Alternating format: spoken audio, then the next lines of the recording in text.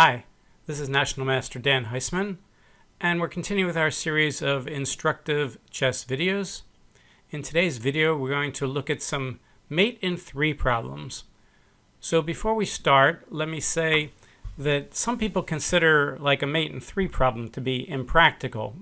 If you remember, I did a video a few weeks ago about fun board vision problems that would make your board vision and your tactical vision better. These are problems that use the regular way the pieces move, but they have different types of requirements. And I think these kind of positions, these kind of problems are very good for you. Similarly, when you have a mate in n problem, mate in 3, mate in 2, mate in 4, that very often means that you're winning easily anyway. And maybe if it's a mate in 3 problem, you have lots of very trivial mate in 4s, but the tough part is finding that one and only mate in 3. So mate in 3 means you're going to make a move, and your opponent's going to try to stop you from checkmating him. And no matter what he does, in the best line that he can find, the longest line that he can last, he's only going to last that many moves, mate in 3. So these help you develop your chess logic. They help you develop your tactical vision. And it's true, you might be winning easily anyway. In a real game, you might not find the mate in 3. You might mate him in 37 or 4 or whatever.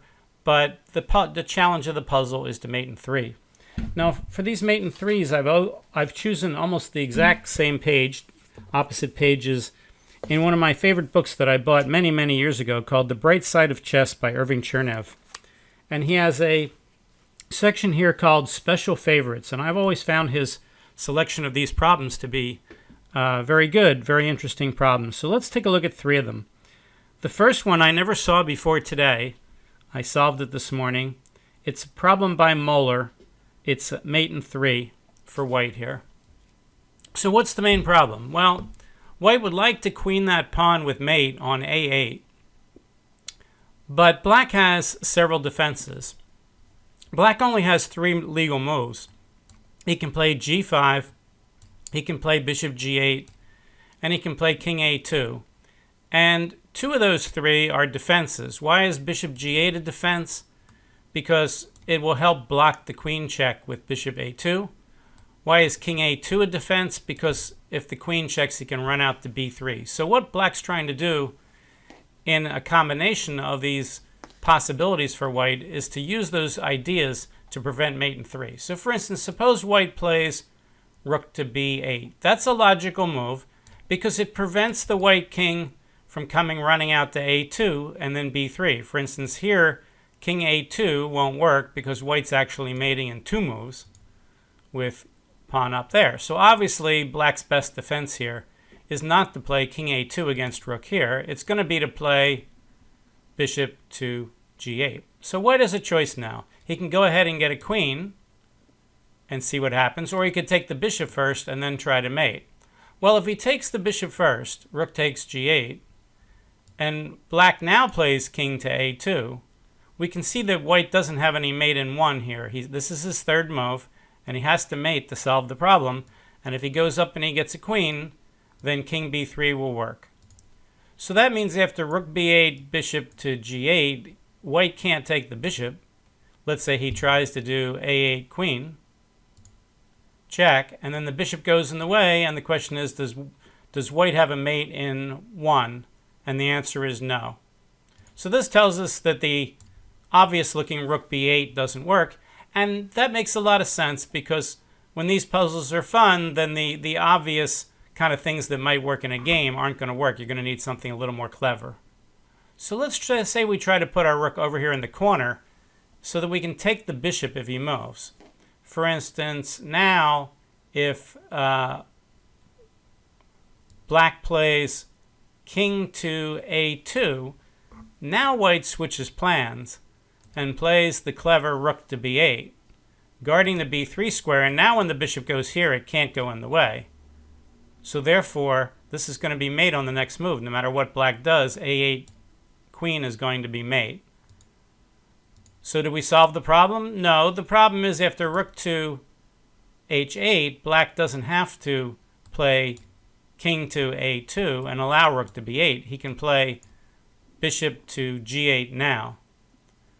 If white takes the bishop, then that's already 2 moves, and black can play king a2, and again, if you get a queen, it's not mate. On the other hand, if after rook h8, bishop g8, white gets a queen, now the bishop is in position to play bishop to a2, and we can see that this doesn't work.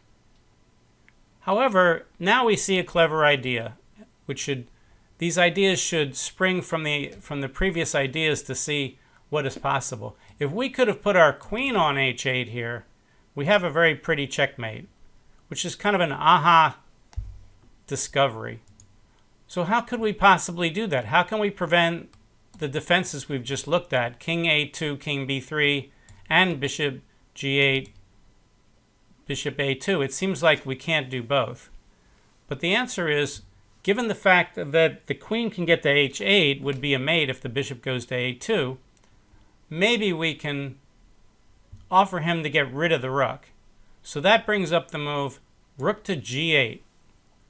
And again, the threat here is if black does nothing, like g5, we're just going to play a8 queen mate, and we'll mate him in 2 moves. So he has to do one of the 2 things.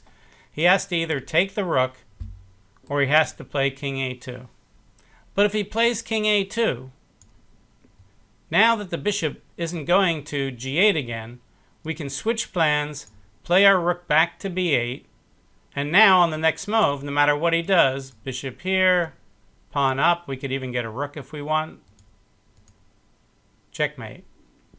So therefore, that only leaves the main line, which is rook to g8.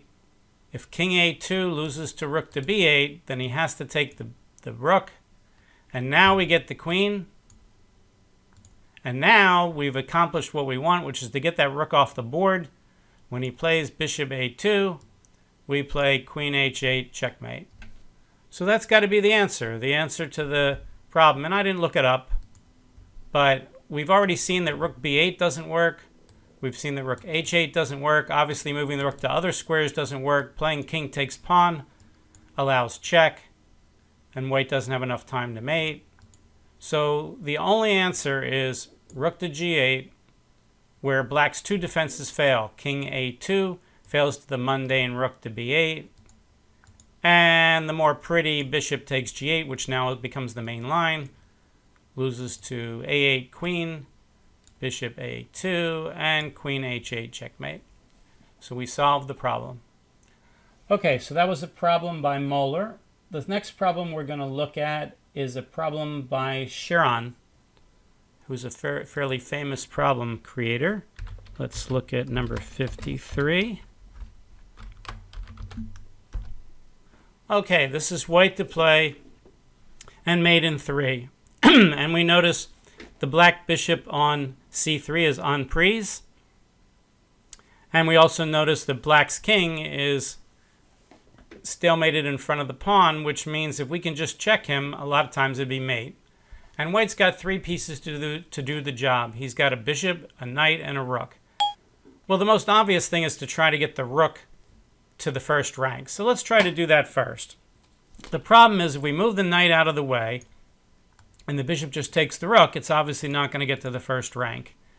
So if the idea is to get the rook to the first rank, moving the knight right away won't get the rook to the first rank. So we could put something in the way. We could block with the bishop.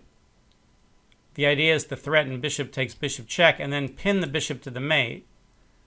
The problem is after bishop takes g7, rook g8, black has a number of defenses that stop mate. For instance, he can play bishop here and guard the square, but he could even play bishop to f3 and say, all right, white, you've already made 2 moves. If you play rook here, check, sure, it's going to be mate, but it's mate in 4. And mate in 4 doesn't solve the problem. It's got to be mate in 3. So the most obvious move to try then is to play rook to g8, threatening the mate. Well, what can black do? Well, if he plays bishop to e1, hoping for a stalemate, then white simply plays bishop checks, bishop f3, bishop takes mate. So that doesn't work. So instead, after rook g8, bishop to d4 is the main defense. And now, what does white do? If he plays a move like, let's say, knight f5 to try to get the bishop off that square, then black can simply move the bishop almost anywhere. Let's say bishop e3. And now white has to mate in one move. Well, he's got rook g1 check, but that's covered. He's got bishop to g7 check, and that's going to mate, but it mates in two moves. Bishop d4, bishop takes d4 is 4 moves. Let's count that again. 1, 2, 3, 4, 5. So, too many moves. It's white to play and mate in 3. Suppose white tries to just take the bishop, get that out of the way. Well, black only has one legal move now, king to b1, and the problem is he's threatening a1 queen check, and once he gets a queen, he can make multiple checks. So unless white has some checks here, he's going to be subject to checks himself, and there's no way he can mate in 3 moves. In fact, he might not even be winning here. So king takes c3 is out of the question. All right, is there anything else we can do with rook to g8, bishop to d4? We looked at knight f5. If bishop to g7, threatening bishop takes bishop mate, black can just capture. And now it's going to be white's third move again. And he doesn't have a mate in 1. If he plays rook takes g7, we've got a stalemate. So that doesn't work. Well, let's look around and see if we can find some other ideas then. Maybe getting the rook to the first rank by force isn't the best idea. One of the things you want to notice here is that when the king's stuck in the corner like this, if a knight can check him, it'll be mate. Which square would the knight have to get to? The knight would have to get to b3 to be mate. How many ways can a knight on h6 get to b3? And the answer is 1, 2, 3. The only problem is he has to pass through a square that is guarded by the bishop. So if he just makes those 3 moves, let's say he plays knight f5 first and threatens to bring his rook down to h1, and white now takes the rook, then when the knight goes to d4, the bishop can capture the knight, and there's no mate. So there's no way for the knight to get across to b3 without passing through this d4 square if he's going to do it in 3 moves. And how can he make those 3 moves while simultaneously forcing the bishop off the diagonal? Because forcing the bishop off the diagonal is something he can do, but he can't do both at the same time. He can't play knight f5, knight d4, knight b3, and force the bishop off the diagonal, because all 3 of his moves have to be the knight moves. Clearly, black can keep the bishop on the diagonal and then take off the knight. White has no choice. If he's going to mate with knight b3, his 3 moves have to be knight f5, knight d4, knight b3. But now we've just seen that that's not possible either. So that's too bad, because that would have been kind of a clever mate to bring the knight from the h6 square all the way down to b3. So we're kind of now grasping it for new ideas. We're moving the knight to allow the rook to go to h1 doesn't seem to work. Moving the rook to g8 doesn't seem to work. Can we make some random bishop move? We already tried pinning the bishop to the king. Can we move the rook maybe to, instead of pinning the bishop here, can we maybe go to another square where he can't stop us? Like maybe we can go to, rook to d8 and then come down to d1. And the answer is no, because the bishop can always just put itself in the way. Or the bishop could even play bishop to b2 and say, all right, white, you've made 2 moves. This is move number 3, and yes, you've got your mate, but it's 4 moves again. So it looks like those kind of moves don't work. How about sacking the bishop this way? Does that somehow help? And the answer is no, because after bishop takes h8, the knight can't get to b3, and we can't get the bishop off the diagonal so that we can check with the bishop and mate him. So that doesn't work either. So is there any way that we can get the bishop off the diagonal and threaten mate? Well, it turns out there is a clever way to do that. Very pretty way. What you do is you make that same first knight move threatening to come here. And as we said, the bishop has to stay on the diagonal. If the bishop goes off the diagonal, then knight here and knight here is mate. Not to mention rook checks. Well, bishop here, the rook can't go to h1 because it's stalemate, but the bishop has to stay on the diagonal. Well, but if the bishop stays on the diagonal and doesn't take the rook, let's say he plays bishop to b2, then clearly rook checks, bishop c1, rook takes is mate. So therefore, after knight to f5, bishop takes h8 is forced. As we said, if he plays bishop here, there's two mates. You could actually check with the bishop and then take the bishop mate, or you could play knight d4, knight b3, which is a pretty mate. So he's got to take the rook. I'm just trying to prove that taking the rook is forced. But we've already seen that knight d4 doesn't work here anymore. But what could he do to get the bishop off the diagonal? And the answer is he can put him in zugzwang. He can play knight to g7. And now black has a giant problem. He can't move the king, which means he can't move the pawn. And his only move with the bishop allows white to take the bishop off the diagonal, checkmate. So that's got to be the answer.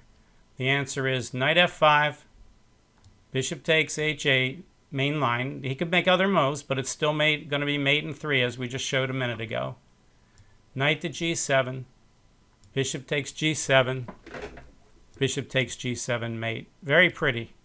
So the only way to mate in 3 is to sacrifice your rook and put him in zugzwang, make him take the knight, and just mate with the bishop. Very nice. All right, our last problem is by Holst. And let's bring that one up. This is white to play in mate in 3 again. Today we're doing a mate in 3 special from the book The Bright Side of Chess by Irving Chernev. And the 3 authors, as we said, of the problems are Moller and Cheron and Holst. This is white to play in mate in 3. All right, so white's got a problem here, but let's pretend we don't understand what it is. Let's say we think, oh, look, his king's caught in the corner, just like in the previous problem, very similar, where the king's in front of the pawn threatening to promote. Let's say, oh boy, let's get a queen and then just go checkmate him because he can't go anywhere. So we get a queen, and black has a move. He plays f2, and we say, good, I'm going to come over here to g8, and on the next move I'm going to mate you. Well, that would be very nice if black was allowed to pass instead of being put into stalemate, but this is a stalemate. Once you see this stalemate, it raises a very, very interesting problem, and it's the problem that enables us to solve this problem, which is, what if this is mate in 3, it's got to be white move, black move, white move, black move, white move, checkmate. We can see where black's first move is going to be, but where in the heck is his second move coming from? That's the whole problem. If we can figure out where the second move comes from, then we must be solving the problem, because it's not so easy to figure this out. Let's say the second move comes from this pawn. If the second move comes from this pawn, then he has to promote. But I'll make the following statement. If black promotes that pawn, there's no way he can't promote without check. For instance, king e1, f1, f2 check, king d2, f1, let's get a knight. I just want to get a knight because white has to mate in 3, and he's in check, and the only way he could mate here would be if he could take off that knight with a queen.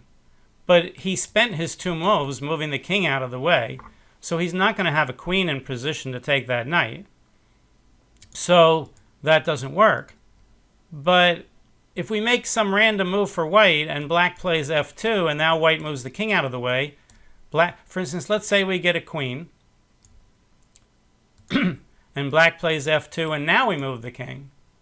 Well, now black's going to just make a move with a check. Let's say he gets a bishop. And again, excuse me, the queen on a8 is no position to take the bishop. And if the king makes any move, king takes f1 is stalemate, king f2 is not mate. So the problem is there's no way that the pawn on f2 can make a second move and white checkmate him. If that pawn on f2 makes 2 moves, he's going to promote with check, and if he promotes with check, he can't simultaneously be taken with mate. white doesn't have time to create a piece to attack f1 other than the king, and if the king takes time to move out of the way of that pawn to give it a second move, then there can't be any way that that pawn could move twice and be the piece that moves on the second move. All right, so I think we've proven that white does not have a mate in 3 if that pawn on f3 makes 2 moves. It can make 1 move, but if it makes 2 moves, it's going to cause all kinds of problems, which pretty much means that the white king is going to have to stay on f1, because if we just saw that if he lets that pawn promote, it can promote with check, and there can't be a mate. But if the king stays on f1, that means the black king on h2 can't move to g2 or g1 at any point in the problem, because the white king can't move to let the f pawn get 2 moves.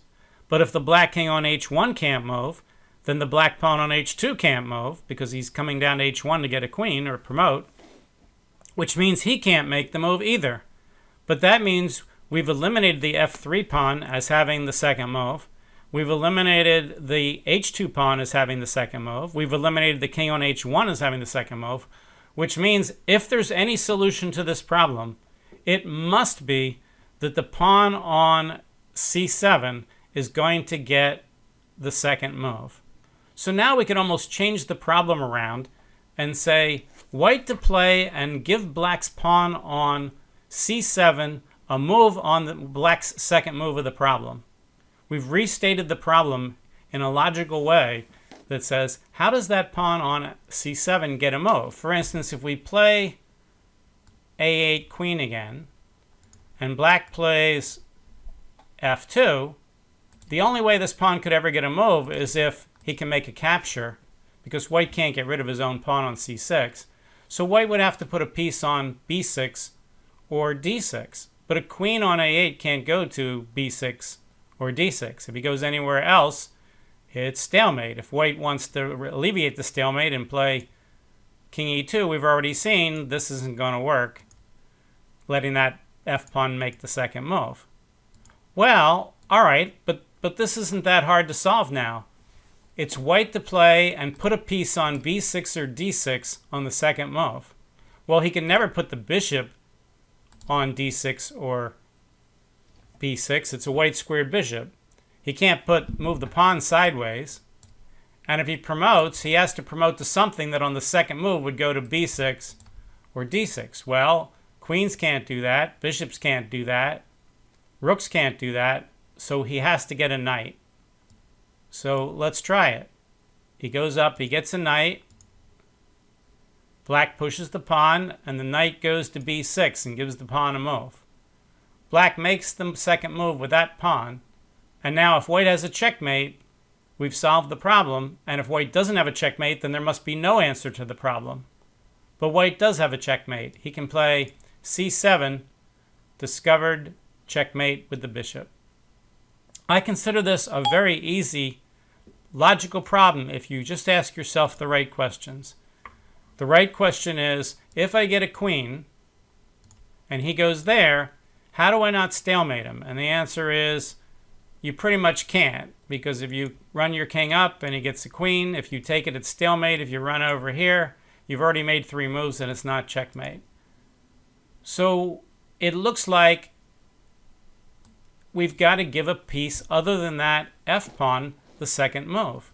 But as we said, if that's true, then the king on f1 is stuck, which means the other black pieces on the h-file are stuck, which means the only piece that can make the second move without giving these stalemates or obvious non-mate in 3s is the pawn on c7. And the only move that does it is a knight. And this doesn't mean we're looking for a mate. It means we're just looking for a second move. But it's got to be this, or else there's no answer. And, of course, this does work. By the way, when I do these problems, I very often look for 3 things which are very common in tricky problems. One is en passant. There's lots of en passants in tricky problems. The second thing is castles. Very often there's some tricky castles at some unexpected time. And the third thing is under promotion, getting a pawn to the 8th rank and getting a knight a bishop, or a rook is very often part of these tricky problems. So you always look for those three things. Look for en passants, look for under promotions, and look for castling. If you remember that video I did earlier on the interesting problems, I had that retractor problem. If you haven't seen my video on that, I highly recommend it. The video on board vision problems that I did a few weeks ago. And one of the problems was a retractor. And it was a very clever retractor. But if you use that little hint I just gave, it's not as hard as it would be if you're not thinking about those things. Okay, so we've looked at our three problems today from Irving Chernev's wonderful book, The Bright Side of Chess. The problems first we did a problem by Moller, which I had never seen before today, or I maybe saw it a long time ago, but I didn't remember doing it. And I solved it before I did the video, and then I went over my logic as part of the video. Then we looked at a problem by the famous composer Cheron. And finally, we did this cute little problem by Holst. All right, I hope you enjoyed it. If you like our channel, you can subscribe. Pass the word to your friends if you think they're interesting. We do all kinds of different things. We do amateur games. We do opening tabias. We do famous endgames. We do cute endgames. We do cute problems. We do all kinds of stuff that make you a better chess player. Okay, we'll see you then for our YouTube channel. This is Dan Heisman. See you next time. Bye.